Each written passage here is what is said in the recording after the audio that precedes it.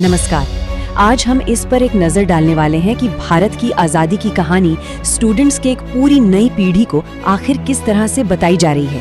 NCERT की जो नई टेक्स्ट बुक्स आई हैं, उनमें कुछ काफी अहम बदलाव किए गए हैं और आज हम उन्हीं को थोड़ा समझने की कोशिश करेंगे। तो चलिए शुरुआत इसी गहरे सवाल से करते हैं। क्या इतिहास सिर्फ वो है जो सच में हुआ, या फिर वो कहानी है जो हम उसके बारे में सुनाना चुनते हैं? ये सवाल और भी जरूरी हो जाता है जब हम क्लास 8 की नई सोशल साइंस की किताब को देखते हैं, जो इतिहास के कई पलों को एक बिल्कुल नए नजरिए से हमारे सामने रखती है। ठीक है, तो सबसे पहले बदलाव पर आते हैं। ये जुड़ा है भारतीय इतिहास के सबसे दर्दनाक पलों में से एक से, यानी देश के बंटवारे से। अब देखिए, यहाँ पर कहानी कहने का जो तरीका बदला है वो सच में काफी दिलचस्प है। पुरानी किताब में लिखा था कि ब्रिटिश कैबिनेट मिशन कांग्रेस और मुस्लिम लीग को सहमत नहीं करा सका। एक तरह से ये एक नाकामयाबी थी। लेकिन नई किताब एक कदम आगे जाकर कहती है कि कांग्रेस के नेताओं ने इसे आगे बढ़ने का एकमात्र रास्ता मानकर आखिरकार स्वीकार कर लिया। मतलब ये सिर्फ एक असफलता नहीं, बल्कि एक सक्रिय फैसला था। ये एक छोटा सा बदलाव है, पर यह छात्रों को ये समझने में मदद करता है कि भारतीय नेताओं की भी इसमें एक भूमिका थी। और बात यहीं पर खत्म नहीं होती।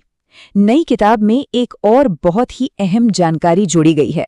वो ये कि भारतीय मुसलमानों का एक बड़ा हिस्सा भी बंटवारे के हक में नहीं था। ये एक छोटा सा वाक्य बंटवारे की पूरी कहानी को और भी ज्यादा जटिल बना देता है।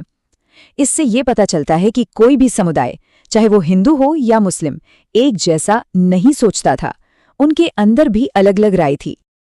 अच्छा, अब आगे बढ़ते हैं। एक बहुत बड़ा सवाल है कि अंग्रेजों ने भारत आखिर छोड़ा क्यों? यहाँ पर हमें कहानी में एक और बड़ा मोड़ देखने को मिलता है। और ये स्लाइड बहुत अच्छे से दिखाती है कि अब इतिहास को कितने बड़े कैनवस पर देखा जा रहा है।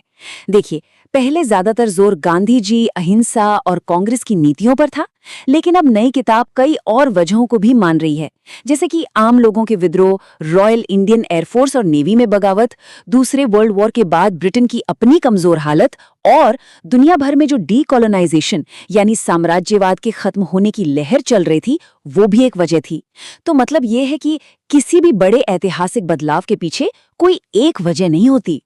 ये जो बदलाव हैं, ये सिर्फ बड़ी बड़ी घटनाओं तक ही सीमित नहीं हैं। कुछ ऐसी बारीकियां और कभी कभी ऐसी असहज करने वाली बातें भी हैं जिन्हें अब किताबों में शामिल किया गया है। मिसाल के तौर पर जलियांवाला बाग नरसंहार को ही ले लीजिए। नई किताब में इस्तेमाल की गई भाषा बहुत साफ है। इसे ब्रिटिश इतिहास की एक बेहद शर्मनाक घटना कहा गया है। लेकिन इससे भी ज्यादा जरूरी बात जो जोड़ी गई है, वो ये है कि आज तक ब्रिटिश सरकार ने इस अत्याचार के लिए माफी नहीं मांगी है। ये एक ऐसी जानकारी है जिसका जिक्र पुरानी किताबों में नहीं मिलता था, और ये उस घटना को आज के समय से भी जोड़ती है। ऐसा ही एक और उदाहरण है 1946 के डायरेक्ट एक्शन डे का। पुरानी किताब में बस इतना लिखा था कि कलकत्ता में दंगे भड़क गए, लेकिन नई किताब हिंसा का कहीं ज्यादा साफ और विस्तृत ब्यौरा देती है। इसमें लिखा है कि मुस्लिम भीड़ ने हिंदुओं पर हमला किया, जिन्होंने फिर जवाबी कार्रवाई की और इसे भड़काऊ भाषणों से बढ़ावा मिला। और ऐसा भी नहीं है कि सिर्फ मौजूदा घटनाओं की जानकारी को ही बदला जा रहा है, नई घटनाओं को भी जोड़ा जा रहा है। जैसे कि ओडिशा का पाइका संग्राम जो 1800 के दशक में हुआ था, अब उसे भी सिलेबस में जगह दी गई है। इसे पहले शामिल नहीं किया गया था, जिसकी आलोचना हुई थी, और अब इसे जोड़ा गया है। ये दिखाता है कि टेक्स्ट बुक्स की सामग्री भी समय के साथ बदलती रहती है। तो अब सबसे बड़ा सवाल ये उठता है कि ये सारे बदलाव आखिर हो क्यों रहे हैं, और खास तौर पर अभी क्यों हो रहे हैं। चलिए इसके पीछे का जो ऑफिशियल कारण है उसे समझते हैं। ये जितने भी बदलाव हैं, ये असल में नेशनल एजुकेशन पॉलिसी यानी NEP 2020 का हिस्सा हैं। ये एक आधिकारिक ढांचा है जिसके तहत पूरे देश में स्कूल के सिलेबस को अपडेट किया जा रहा है। तो ये बदलाव एक बड़े और सोचे समझे प्लान का हिस्सा हैं। और अंत में ये सब हमें एक बहुत ही बड़े सवाल पर लाकर छोड़ देता है। जब इतिहास की किताब बदलती है, तो क्या हमारा अतीत बदलता है या हमारा भविष्य?